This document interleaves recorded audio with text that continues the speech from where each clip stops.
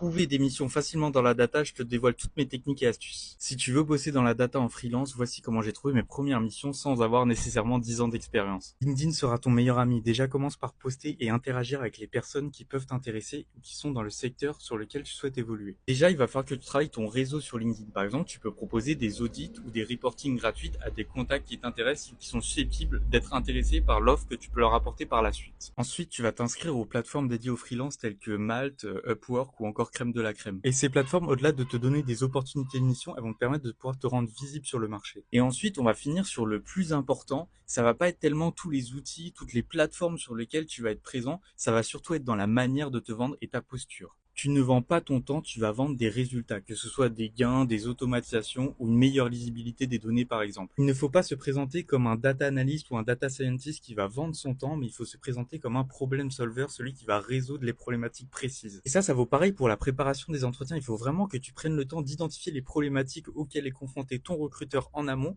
pour pouvoir préparer au mieux ton discours et adapter à celui de ton interlocuteur. Parce que oui, un entretien, c'est pas une simple présentation de toi, ton parcours, ton expérience, c'est avant tout une discussion sur les problématiques de ton recruteur. Si tu veux aller plus loin et que je te montre un exemple de type d'audit gratuit que tu peux mettre en place pour t'aider à accroître ta visibilité sur LinkedIn ou sur les plateformes par exemple, n'hésite pas à laisser Mission Data en commentaire et puis on peut voir ça. N'oublie pas de passer sur le compte parce qu'on partage des astuces data ici tous les jours.